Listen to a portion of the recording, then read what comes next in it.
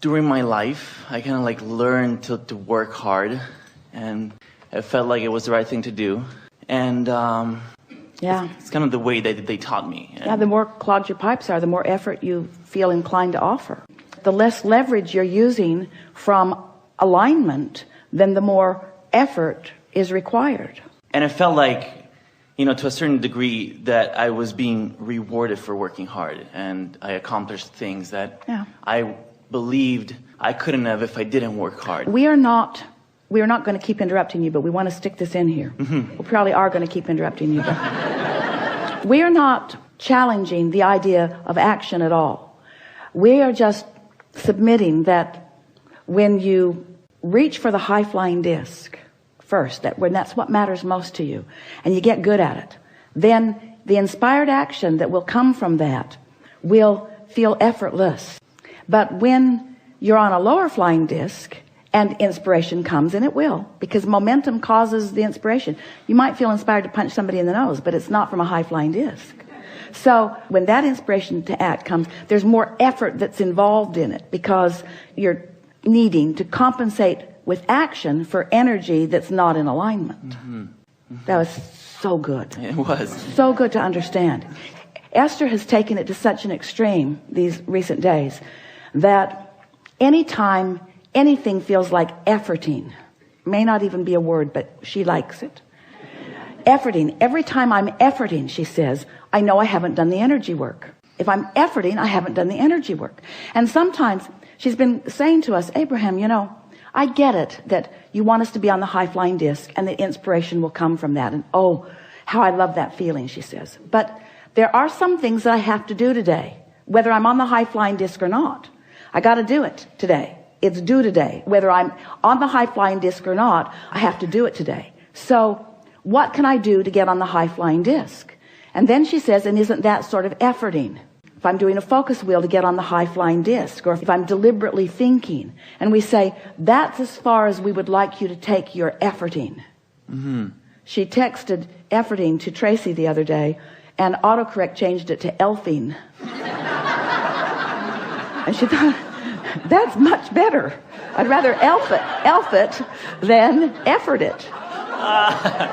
So as you're reaching for this high-flying disc, what you begin to notice is that the effort factor becomes less. It doesn't feel like you're trying so hard and working so hard, because you're not needing to compensate for misalignment, and you're carried in the momentum and in the inspiration of the alignment, and then life's fun. And that's what Esther means when she says, I feel like I'm becoming a vibrational snob. It's like, I'm not willing to play unless I'm up there. If I'm up there, I'll play, but I don't want to play unless I'm up there. I don't want to think unless I'm up there. I don't want to drive unless I'm up there.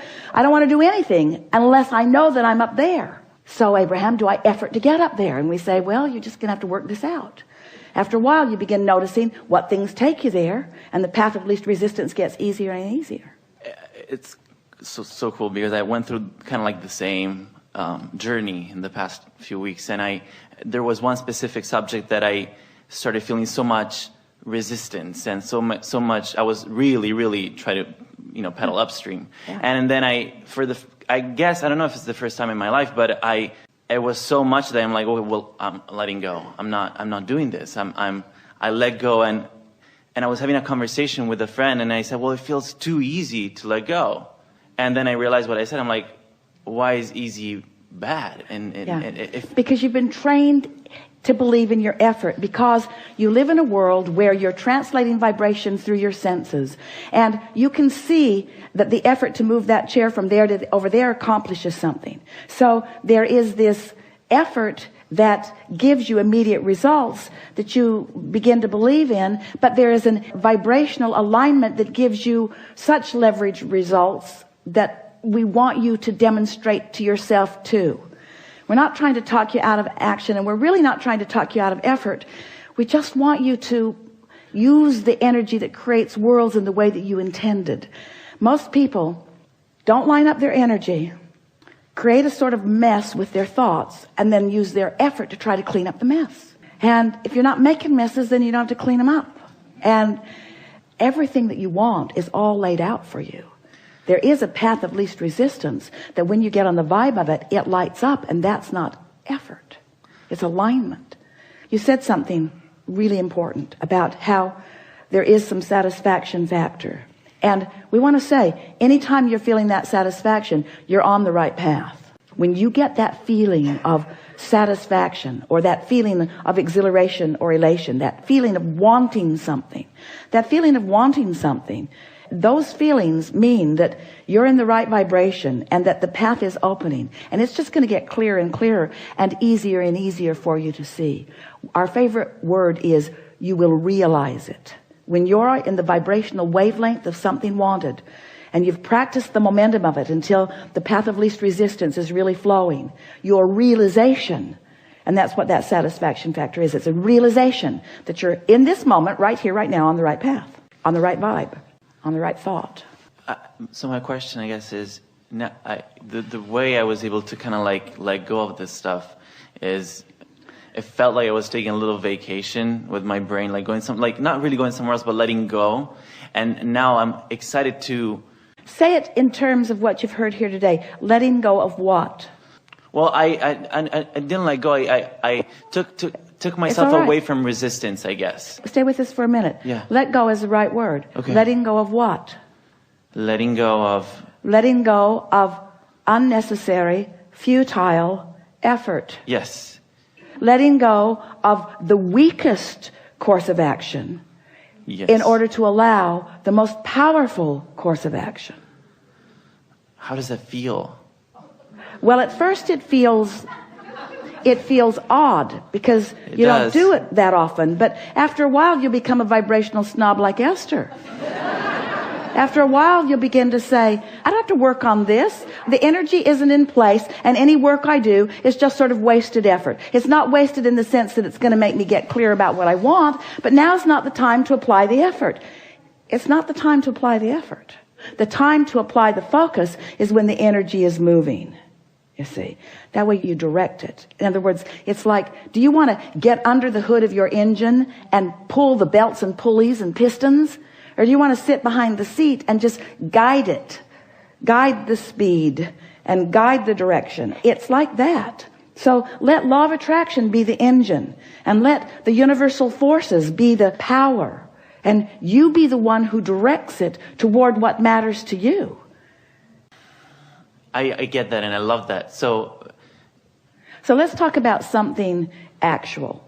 Talk about something that you may have been doing when you feel overwhelmed, or when you feel like it's not working in the way you want it to.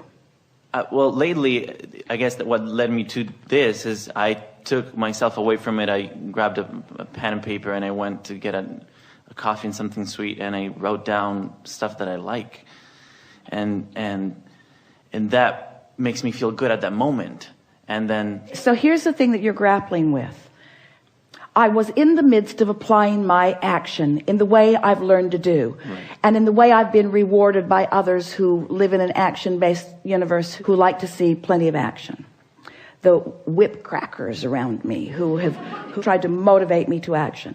And so I was accustomed to doing that, and I've been doing that, but I was just now inspired with the realization of the futility of that. I'm beginning to understand enough about energy and alignment and vibration and momentum and movement and alignment and resonance that action began feeling increasingly resistant. I could tell I was sort of barking up the wrong tree. And so I withdrew myself from that behavior and relaxed back into an effort to line up my energy. But I'm feeling sort of lazy. I'm feeling sort of irresponsible. I've got old pipes, lazy pipes, irresponsible pipes, not carrying my own weight pipes, not proving my worth pipes. I can feel that that's still active within me, and those thoughts feel uncomfortable to me. And so I'm reaching for a new thought that feels better, and I can't find it because there's enough momentum going. So I'm going to go general. I'm going to go as general as I can go. Nothing needs to happen this red hot minute. Whether I keep my nose to the grindstone in this moment is not going to make any difference in the outcome of this. I have the right and the ability to just relax into my good feeling for a minute. I understand that the laws of the universe are in place. I'm getting better and better at applying them for myself. I know for sure that I have the ability to focus, and I understand the power of focus, and I so love inspired action. I can feel the power in inspired action, and I love the feeling of inspired action. I love working in concert with the laws of the universe. I like moving toward the things that I want. I love that feeling of momentum. I like the idea of the leverage of the universe. I like the idea of having access to the energy that creates worlds and flowing it through my focus. I like results I get from alignment. I'm so aware of results that I get from alignment. This lighter feeling that I'm feeling right now is a manifested evidence that I'm coming into resonance with my own power. I can feel that if I can continue this, that ideas of inspiration will begin to flow to me. I can feel that this is not only not wrong action right now, that this is the most right action that I've found in a while. I'm returning to my true empowerment. I'm returning to my true nature. I can feel that I'm dovetailing with the power of the universe. I can feel that I'm lining up with the things that I've put into my vortex. I believe that law of attraction has been assembling all of those cooperative components. And I believe that in this exercise that I'm doing right now, that I'm becoming more one of those cooperative components. And I believe that on that high-flying disc, where I'm on that disc and all of the cooperative components are on that disc with the things that I want, that it's not only going to get me really good results eventually, I'm getting really good results now because of the way that I feel right now. I believe that this is the way I'm meant to feel. I believe I'm meant to feel proud of myself. I believe I'm meant to feel invincible. I believe that I'm meant to feel my own empowerment. I believe that I'm supposed to direct the energy that creates worlds. I believe that the sifting and the sorting that I've done has all been about that. I believe I'm in the right place at the right time. I love my vitality. I love my ability to act. I want to jump into action. I want to make things happen. I want to be a cooperative component. I want to be the deliberate creator of my own experience. I love the feeling of energy flowing through me. I love this feeling of empowerment. I love accessing the energy that creates worlds. I love directing it toward things that matter to me. I love the ideas that are flowing now. I love the ideas that are coming next. I love this world in which I live. I love everybody and where they are. I'm so appreciative of all of the action-oriented people in this world. I adore those who are acting no matter what, and I so enjoy those that are acting out of inspiration. I so love being one who is acting out of inspiration. I just love this action-oriented, inspired world in which I am such a vivid part. I'm so happy that I understand these laws of the universe. I'm so happy that I've redirected myself right here and now. I'm so happy that I found the high-flying disc. I'm so happy that I milked the momentum of the high-flying disc. I can feel that I'm now owning it for a while. I can feel that now I've done good work, and that the evidence of this day is going to show to me the alignment that I've achieved. I'm expecting lots of inspiration today. I'm expecting lots of aligning with lots of other people that are on this high-flying disc. This is one of the most productive moments in time I've ever spent. I am so happy that I took the time to do what matters most and engage for myself and for the world at large and for others that I will co-create with. I'm so happy that I have become a cooperative component with the energy that creates worlds. This is going to be a really good day.